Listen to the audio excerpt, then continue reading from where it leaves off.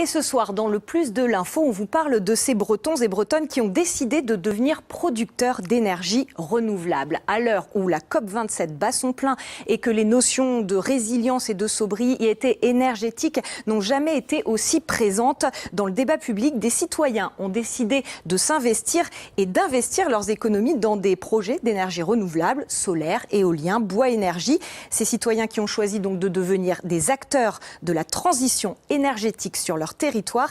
Et à les écouter, ce ne serait pas si compliqué. Et nous allons voir cela avec Thomas Patnotte qui nous rejoint.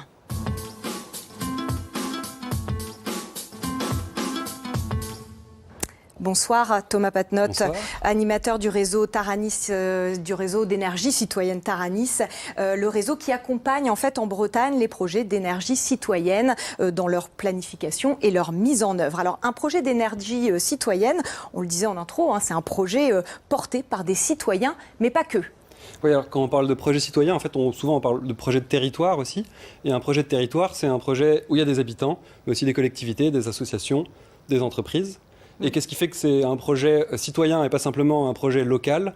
C'est que tous ces acteurs se retrouvent ensemble pour défendre un intérêt commun et des valeurs. Une démarche collective, donc. Qu'est-ce qui motive ces citoyens, justement, à se lancer dans ce type de projets qui sont parfois un peu complexes, Souvent, il y a en tout cas la conviction partagée qu'on peut travailler ensemble pour avancer, et pas simplement chacun de manière autonome. Il y a des convictions qui sont derrière, l'envie de participer à la transition énergétique, de pouvoir le lier à des questions de sobriété. Et puis d'investir son épargne de manière responsable, quelque part. Et à la fois de pouvoir en toucher une rémunération, mais avec une lucrativité qui est limitée et encadrée et qui bénéficie à tous. En Bretagne, on en est où exactement? On va voir une carte assez intéressante qui répertorie un petit peu les différents projets avec l'éolien, le solaire d'ailleurs qui est assez majoritaire. Aujourd'hui, on dispose de quoi à ce jour concrètement? Alors, des projets citoyens, il y a des projets solaires. Souvent, c'est des petits projets, entre guillemets, de quelques centaines de mètres carrés de panneaux photovoltaïques. Et ça peut aller jusqu'à des projets de taille industrielle. Historiquement, l'énergie citoyenne s'est construite comme ça. Donc là, sur des projets de plusieurs millions d'euros et de plusieurs éoliennes. Voilà, on voit des projets qui échelonnent bien la Bretagne. Très peu d'éoliens, malgré tout. Voilà. Du coup, voilà, des parcs éoliens, c'est un peu plus long et cher, un peu plus long à construire. On commence à travailler aussi sur des projets de bois énergie ou de méthanisation en Bretagne, citoyens. On va le voir avec ces chiffres, c'est non négligeable malgré tout. Le mouvement est assez massif. On a à peu près un peu plus de 2000 actionnaires. Et puis ces énergies citoyennes, elles fournissent finalement l'équivalent de la consommation électrique de près de 40 000 personnes. On a tendance parfois à penser que les projets citoyens, ce sont de petits projets. Mais vous l'avez dit, on a vraiment toute la gamme de taille. On a toute la gamme de taille, des plus petits projets du coup, qui sont beaucoup plus rapides à mettre en œuvre, à des projets qui peuvent prendre 5 à 10 ans à se développer et à se structurer. Aujourd'hui, est-ce que vous savez ce que représente la part, est-ce qu'on sait ce que représente la part des énergies renouvelables dans le mix énergétique de la région? Alors, du coup, ces projets se développent beaucoup, surtout en ce moment, et c'est déjà même un peu plus que ce que vous citiez. Ça reste quelques pourcents du mix électrique breton, mais c'est pas assez. C'est minime, au regard à la fois des autres projets et des objectifs qu'il faudrait atteindre et de l'urgence climatique. Qu'est-ce qu'il faudrait pour accélérer un petit peu? Qu'est-ce qu'il faudrait? Il faudrait plus de soutien pour ce type de projets qui ont d'autres contraintes que des projets industriels privés classiques, mais qui apportent beaucoup plus au territoire. Je voudrais que vous disiez un mot des retombées économiques en local, parce que ça c'est important. 1 euro investi égale 2,50 € qui reviennent un peu au territoire. Sous quelle forme, très concrètement? Alors ça, du coup, ce chiffre-là, c'est pour les projets citoyens. C'est 2 à 3 fois plus que pour des projets privés classiques. Et ce qui revient au territoire, quoi qu'il arrive, ce sont sous forme de loyers pour des projets éoliens, par exemple, ou de taxes. Mais l'essentiel de la valeur, c'est pour les actionnaires. Ces actionnaires, ils peuvent être du territoire. Consommateurs, dans le territoire. Alors, on ne va pas être chauvin, mais finalement, la Bretagne était plutôt pionnière en matière d'énergie citoyenne. L'un des premiers projets du genre était un parc éolien qui a vu le jour en 2014. Presque 10 ans maintenant que la commune de Bégane, dans le Morbihan, est alimentée en énergie verte par 4 éoliennes. semaine, nos équipes étaient retournées sur place 4 ans après l'inauguration. Reportage.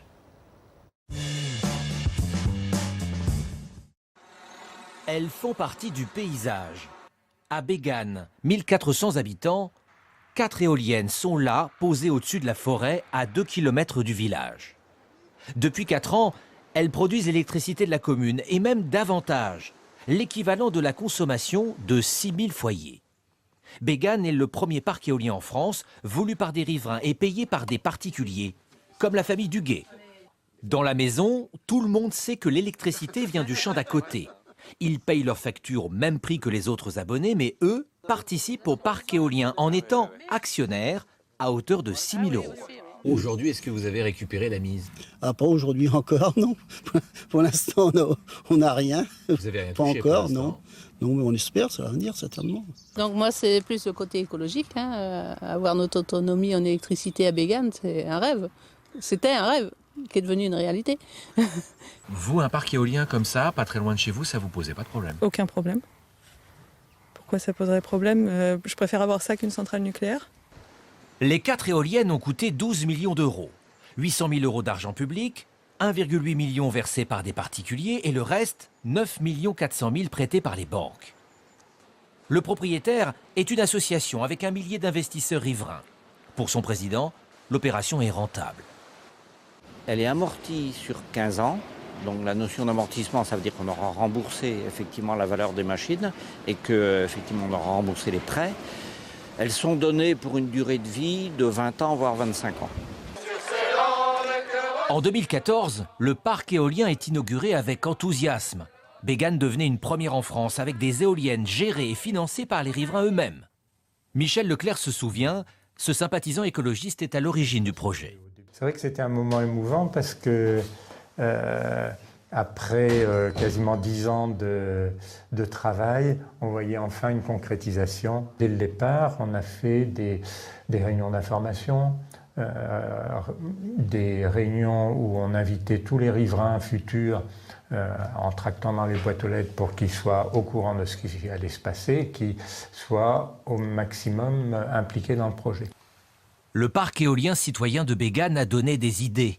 30 communes rurales sont sur le point de signer leur premier permis de construire et plus de 200 projets sont à l'étude en France.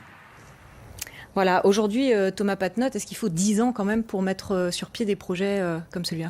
Des projets éoliens, c'est toujours très long et du coup, souvent de 5 à 10 ans. On fait aussi beaucoup de projets photovoltaïques qui, eux, sont beaucoup plus rapides à mettre en œuvre. Combien de temps il faut? Ça peut se faire en quelques mois ou 1 ou 2 ans en fonction du temps qu'on y met.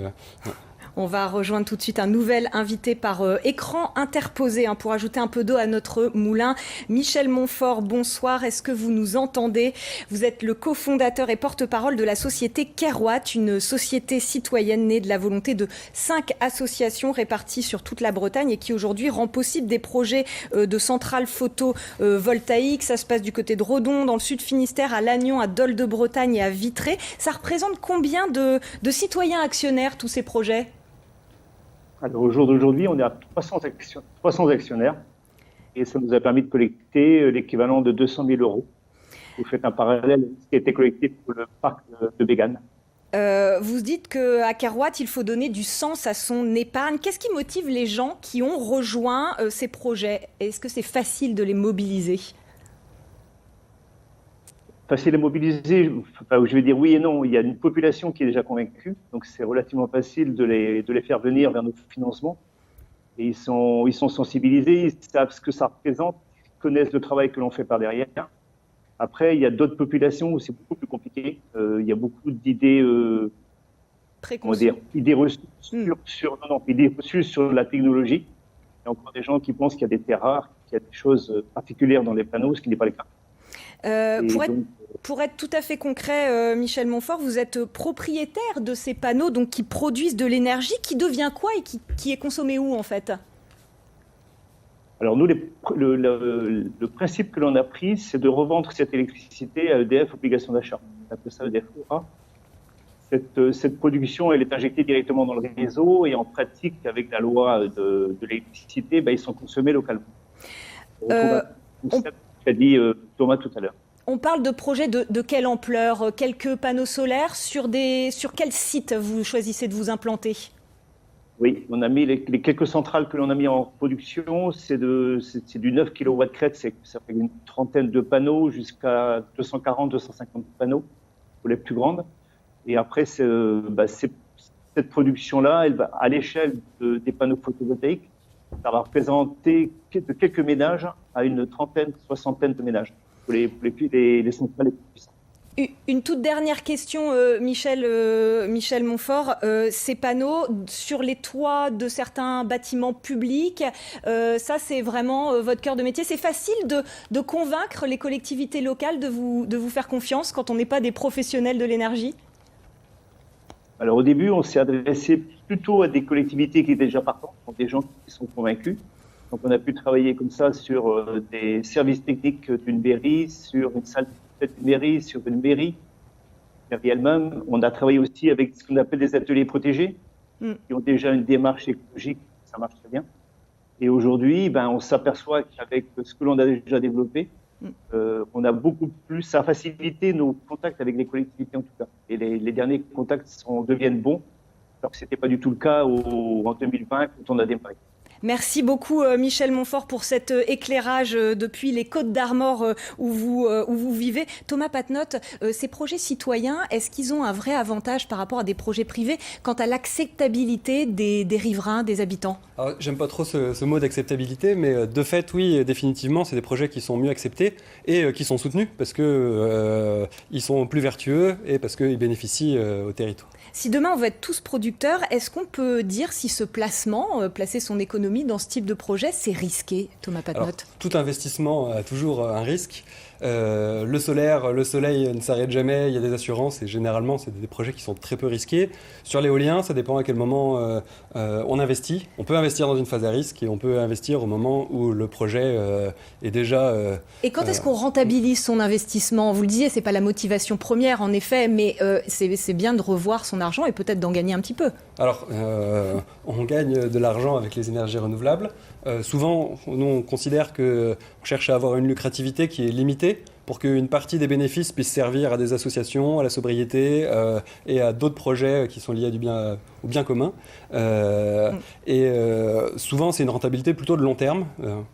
J'ai une toute dernière question, Thomas Patenaude. Si je suis un citoyen, que ça m'intéresse, comment je fais pour me renseigner, pour investir dans un projet ou en monter un? Il faut aller voir un réseau parce que ça ne s'improvise pas. Alors du coup, le réseau Taranis, on accompagne tous les porteurs de projets sur ce type-là et on peut aller voir sur le site d'Énergie Partagée qui est notre réseau national. Merci beaucoup Thomas Patenaude. Merci également à Michel Montfort. Alors demain,